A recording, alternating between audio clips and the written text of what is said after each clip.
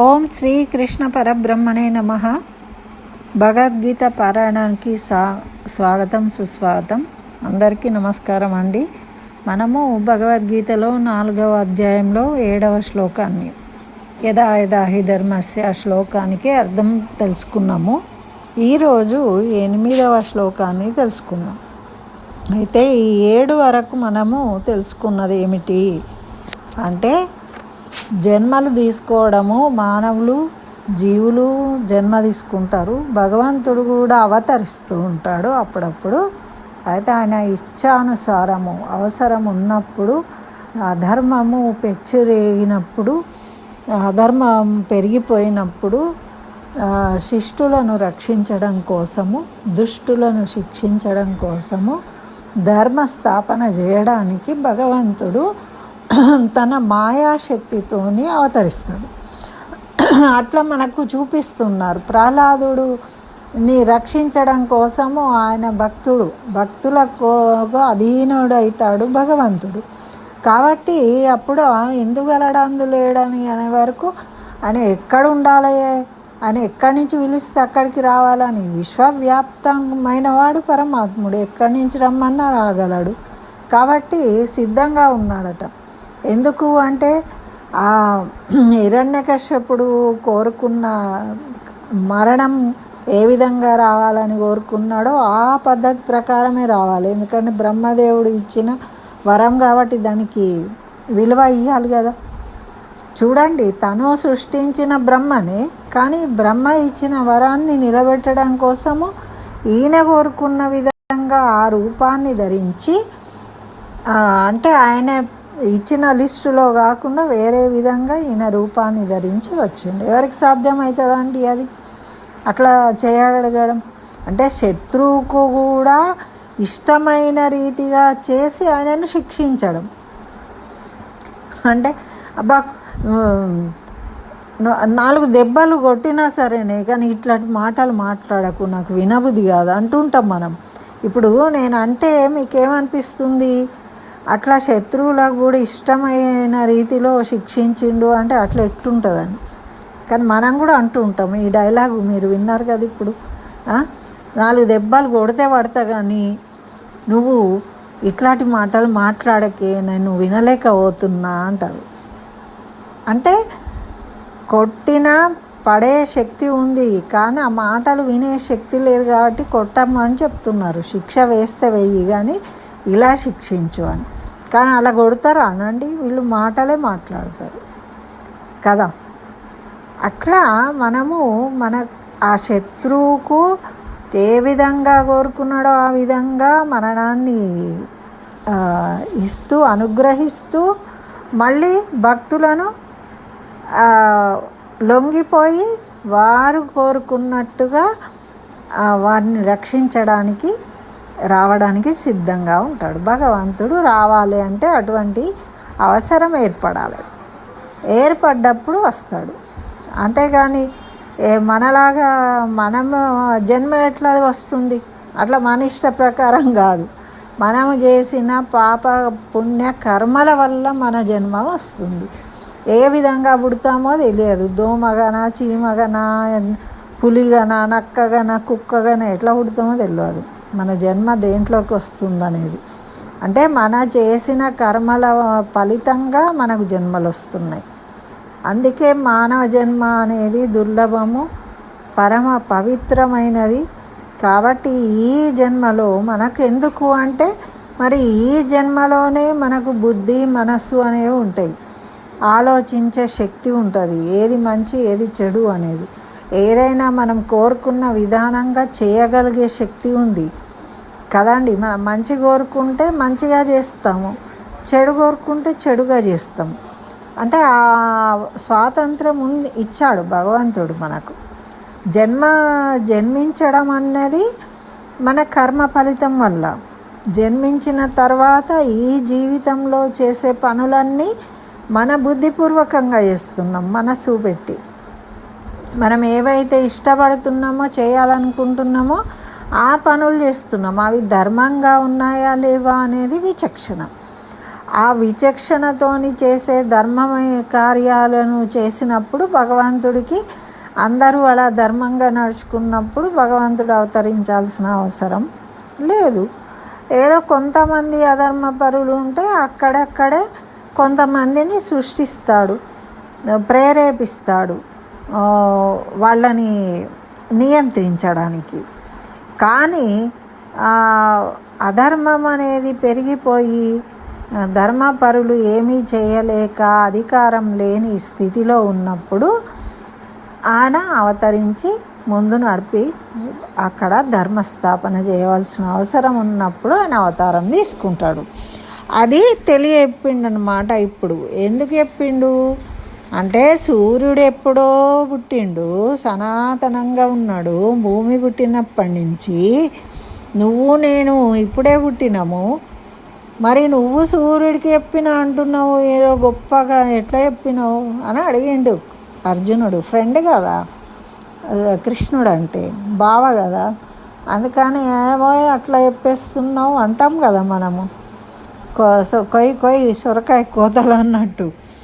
ఆ విధంగా అర్జునుడు అడిగాడు కాబట్టి దానికి తన జన్మకు అతని మనం నరనారాయణులము, కానీ నీ జన్మ తీసుకునే విధానానికి నేను అవతరించడానికి అది తేడా అని చెప్పి, ఇక్కడ ఈ 8వ శ్లోకంలో ఏం చెప్తున్నాడో కదా, ఇది కూడా బాగా మనందరికీ తెలిసిందేనండి. ఎప్పుడు ప్రతిసారి దీన్ని కోడ్ చేస్తూ ఉంటారు ప్రవచనకారులైనా ఎవరైనా కూడా. పరిత్రాణాయ సాధూనాం వినాశాయ చ దుష్కృతాం ధర్మ సంస్థాపనార్థాయ సంభవామి యుగే యుగే. అంటే సత్పురుషులను రక్షించడానికి, దుష్టులను శిక్షించడానికి, ధర్మాన్ని స్థాపించడానికి ప్రతి యుగంలో నేను పుడుతూ ఉంటాను. అంటే ఇక్కడ ఒకటి తెలుసుకోవాలి, మరి ఈ యుగంలో కూడా పుడతాడు, కల్కి రూపంలో రావాలి కదా భగవంతుడు. అయితే ఇక్కడ పరిస్థితి ఇక నిలిచే పరిస్థితి లేనప్పుడే ఆ భగవంతుడు వచ్చి వాళ్ళను శిక్షిస్తాడన్నమాట యుగాంతానికి. అట్లా ఈ పరిత్రాణాయ సాధూనాం అంటే దీని అర్థం ఏం చెప్తున్నారు అంటే, సత్పురుషులను రక్షించడానికి, దుష్టులను శిక్షించడానికి ఎట్ ఏ టైం. అంటే ప్రహ్లాదుణ్ణి రక్షించిండు, దుష్టుడైన హిరణ్యకశ్యపుణ్ణి శిక్షించిండు, మరి రాక్షస కుమారుడైనా కూడా ప్రహ్లాదుణ్ణి రాజుగా నిలబెట్టి ధర్మస్థాపన చేసిండు. అంటే ధర్మంగా ఉండేవాళ్ళు కావాలి అక్కడ. రాక్షసుడా, ఇప్పుడు బలిచక్రవర్తి కూడా ధర్మంగా ఉన్నాడు కాబట్టి ఆయనకు పాతాళలోకాన్నే ఇచ్చేసిండు. చూడండి, అంటే శిక్షించినట్టే అహంకారాన్ని తొలగించి ఆయనకి పాతాళలోకాన్ని ఇచ్చి మళ్ళీ నేనే నిన్ను కాపలా ఉంటా అని పాతాళంలో ఉన్నాడు. బలిచక్రవర్తి ఇంటి ముందర కాపలా వేస్తూ ఉన్నాడు. చూడండి ఎంత గొప్ప విషయం ఇది. అంటే పరమాత్ముడు ధర్మాన్ని నిలబెట్టడం కోసము ఏ విధమైన చర్యలు చేయాలన్నా ఆయన ఇష్టపూర్వకంగా చేస్తాడనమాట. ఆ సన్నివేశం జరిగినప్పుడు ఆయన ఎప్పుడు అవతరించాలనుకుంటే అప్పుడు అవతరిస్తాడు. ఏ రూపంగా అవతరించాలంటే ఆ రూపంగా. చూడండి, ఒకప్పుడు మత్స్యావతారం మత్స్య రూపంలో వచ్చిండు, కూర్మ రూపంలో వచ్చిండు. అంటే అప్పుడు ఏది రకంగా వాళ్లకు అనుగ్రహించాల్సిన అవసరం ఉందో ఆ విధానంలో తను మాయాశక్తి చేత ఆ రూపాన్ని పొందే శక్తి ఉంది భగవంతుడికి. తను ఏం చేస్తున్నాడో ఒక లక్ష్యంతోనే జన్మ తీసుకుంటాడు, ఆ లక్ష్యాన్ని పూర్తి చేసుకొని వెళ్ళిపోతాడు. మనం ఎందుకు జన్మించినామో మన లక్ష్యం మనకు తెలియదు. ఇష్టపూర్తిగా ఎటు మన బాహ్యమైన ప్రపంచం ఎటు ఆకర్షిస్తే అటు వెళ్ళిపోతూ ఉంటాం. అందుకే చెప్తారు, నువ్వేంటో తెలుసుకో, నేనెవరు అనేది తెలుసుకో అని అందరూ పెద్దవాళ్ళు చెప్పేది ఏంటిది?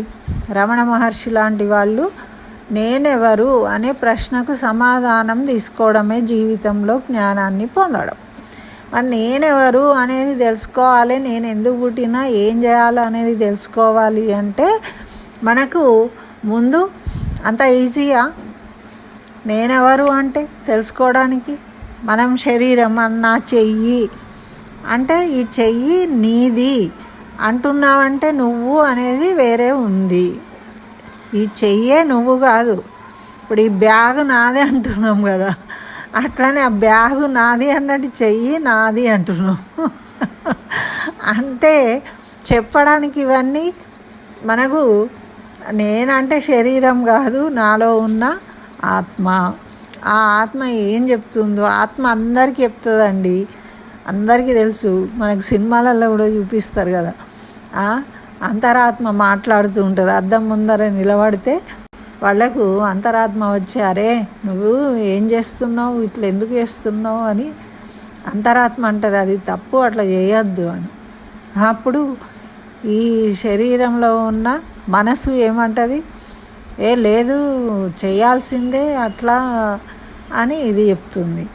అప్పుడు డామినేటింగ్ ఎవరు ఉంటారో అంటే ఆత్మది పట్టించుకోకుండా ఈ మనకు కలిగే ఎమోషన్లు ఉంటాయి కదా, కోపము, కసి, పగ, వీటికి ప్రేరేపితమైపోయి మనము లొంగిపోయి వాటికి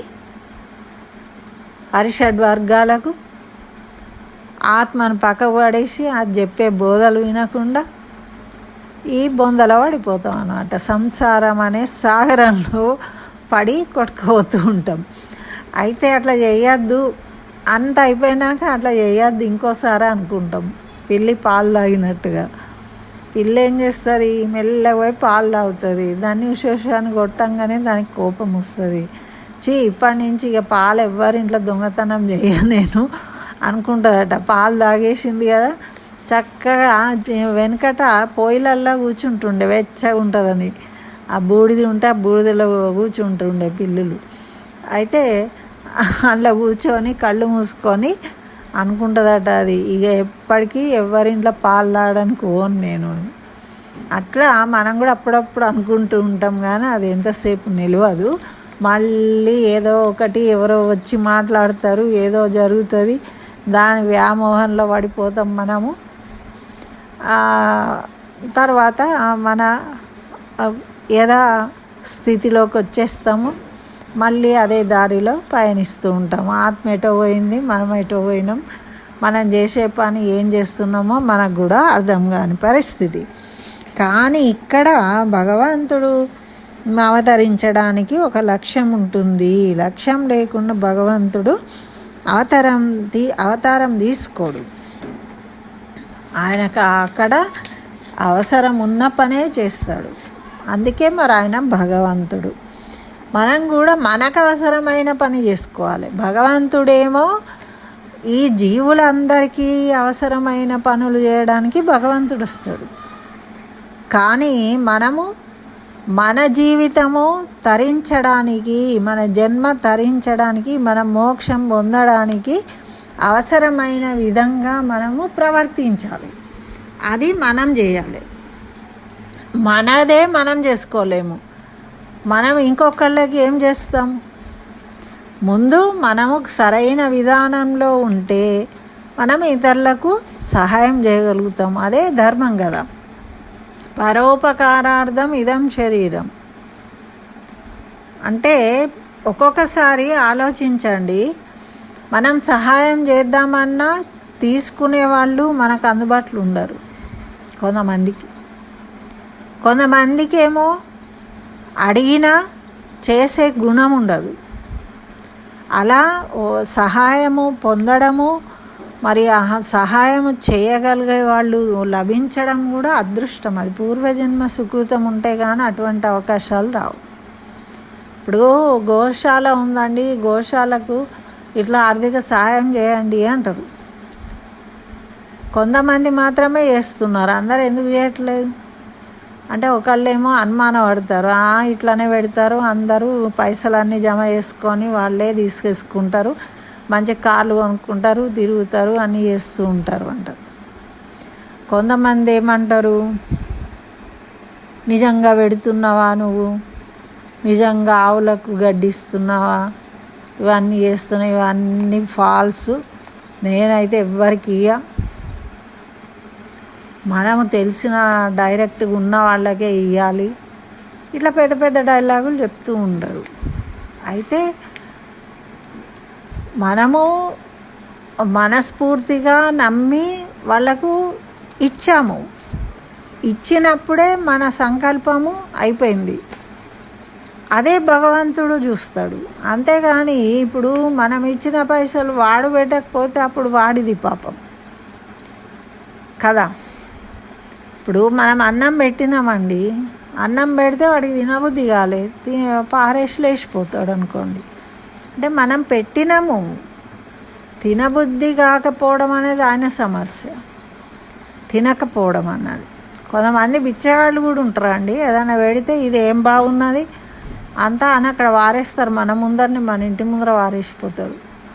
అంటే ఇటువంటి బుద్ధులు అనేవి ఏ స్థాయిలో ఉన్న వాళ్ళకైనా ఉంటాయి. అది బుద్ధి వాళ్ళ డబ్బును బట్టో లేకుంటే వాళ్ళ డ్రెస్సులను బట్టో వచ్చేది కాదు. జన్మతో జాయతే అంటారు. అంటే పుట్టినప్పటి నుంచి కొన్ని బుద్ధులు ఉంటాయి కొంతమందికి.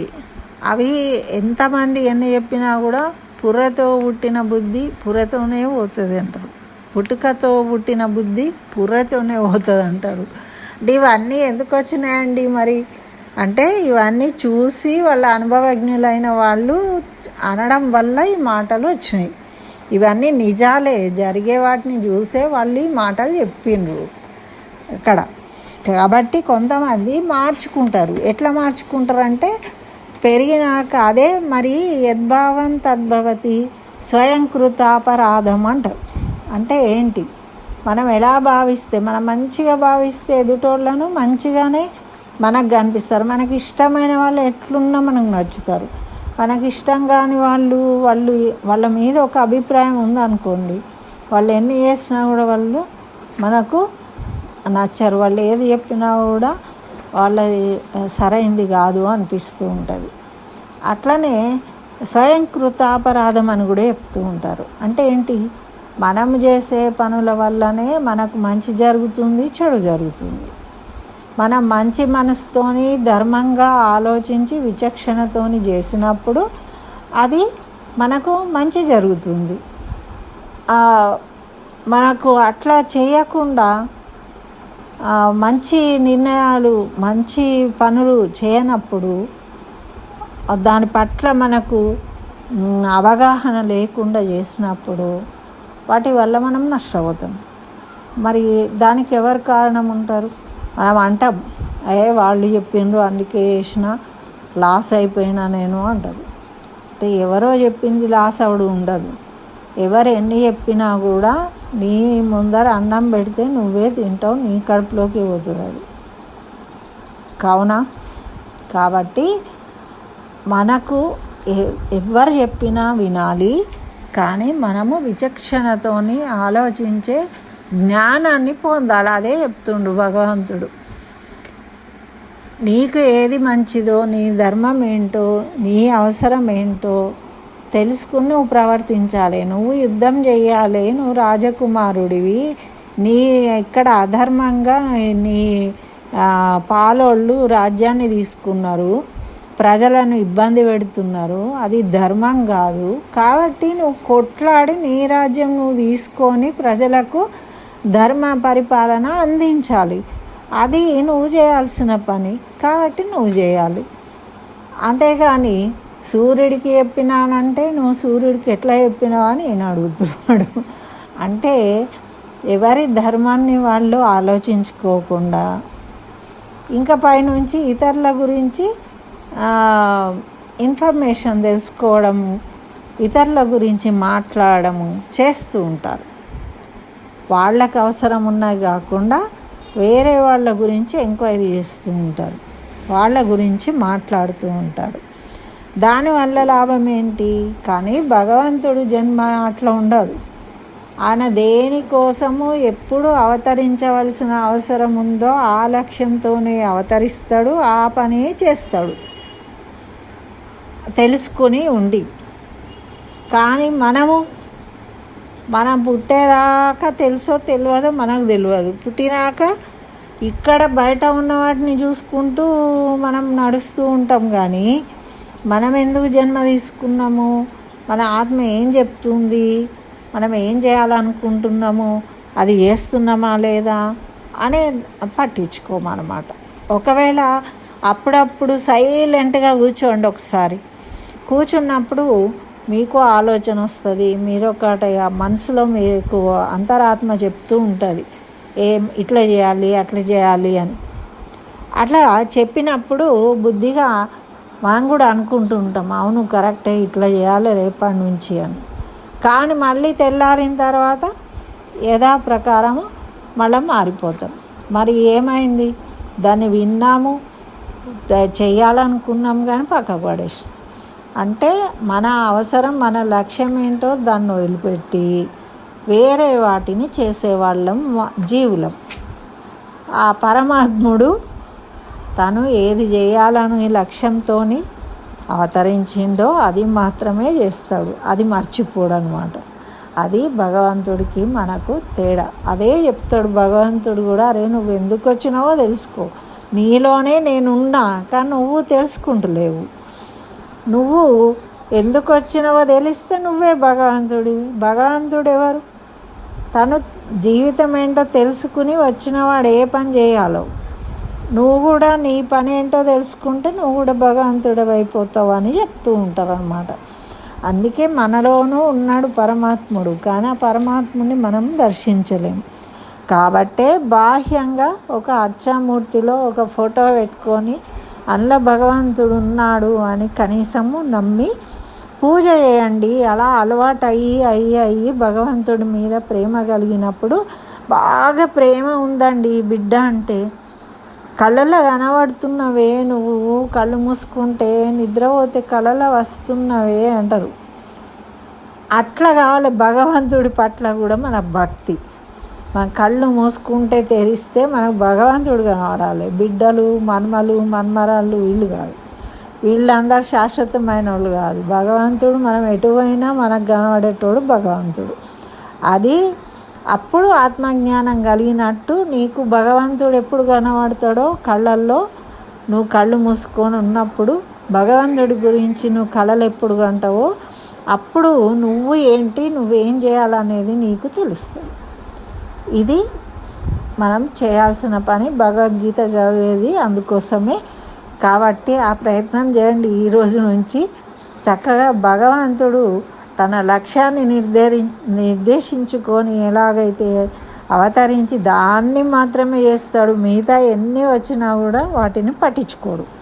అట్లా మనం కూడా ఒక దృఢమైన నిర్ణయం తీసుకొని విశ్వాసంతో ఖచ్చితంగా ఒకే దాని గురించి మనం ప్రయత్నించాలి. ఇప్పుడు ఐఏఎస్ ఆఫీసర్ అయిందండి, పట్టుబట్టి అటువైనా ఇటువైనా అది చేసినా ఇది చేసినా ఒక 6 ఏళ్ళు కష్టపడితే వాళ్ళు ఐఏఎస్ అవుతున్నారు. మనము వట్టిగా బడికి పరీక్షలు రాసి రాగానే ఐఏఎస్ కావాలంటే ఎట్లయితామండి? దానికోసమే 6 ఏళ్ళు కష్టపడ్డారు కాబట్టి అది సాధించిండు. అలాగే ఏదైనా సాధించవచ్చు. దాన్నే మనము మన లక్ష్యంగా భావించి దానికోసమే మనం మాట్లాడాలి. తిన్నా పడుకున్నా ఏం చేసినా అదే గుర్తుండాలి మనకు. అట్లా ఉన్నప్పుడు మనం ఆ క్లారిటీ అంటారు దాన్ని. మన జీవితం పట్ల క్లారిటీ ఉన్నది. మనం ఏం చెయ్యాలో అదే చేస్తాం, వేరేది చెయ్యము. ఎంతమంది చెప్పినా కూడా చెడిపోము. అట్లా అది భగవంతుడు తన అవతారానికి మన జన్మకు తేడాను వివరించిండు అనమాట. ఈ శ్లోకంతో కూడా అదే చెప్పిండు, తనెందుకు అవతరిస్తాను అనే దాని గురించి. మనను రక్షించడం కోసము, దుష్టులను శిక్షించడం కోసము, ధర్మ సంస్థాపన చేయడం కోసము ఆయన అవతరించి చేస్తున్నాడు. మన చేత అయితలేదు, మనం తప్పుదారి పోతూ ఉన్నాము కాబట్టి మనల్ని కరెక్ట్ చేయడానికి భగవంతుడు వచ్చిండు. ఆ విషయం తెలుసుకోనన్నా మనం మార్చుకోవాలి కదా. అది మనము ఇప్పుడు ఈ జీవితంలో అయినా మరి ఏం జన్మ వస్తుందో తెలియదు. మనిషిగా ఆలోచన బుద్ధి అనేది ఉంది, మనసు అనేది ఉంది కాబట్టి ఇప్పుడు చేయగలుగుతాం. ఆత్మ అన్ని చోట్ల ఉంటుంది కానీ ఒక ఎలుకలాగా పుట్టింది అనుకోండి, మనిషిలాగా అన్ని పనులు చేయగలరా? అది దానికి ఏముంటుంది, తిండి వెతుక్కోవడం, తినడము, పిల్లల్ని కనడము, తిరగడము, ఇంతే తెలుస్తుంది. వేరే పనులు ఏది చెయ్యలేదు. అది మనము విచక్షణతోని ఏది మంచి చెడు అని తెలుసుకొని చేయగలిగే శక్తి మనకు మనసు ఇచ్చిండు, ఆ స్వాతంత్రం ఇచ్చిండు. కాబట్టి ఈ జన్మను సార్థకం చేసుకోవాలంటే ఈ తేడాను తెలుసుకోవాలి. ఇదండి ఈ శ్లోకం ద్వారా మనకు చెప్పదలుచుకున్నది భగవంతుడు. మరి 9వ శ్లోకంతో మళ్ళీ కలుసుకుందాం. స్వస్తి. సర్వం శ్రీకృష్ణ చరణారవిందార్పణమస్తు.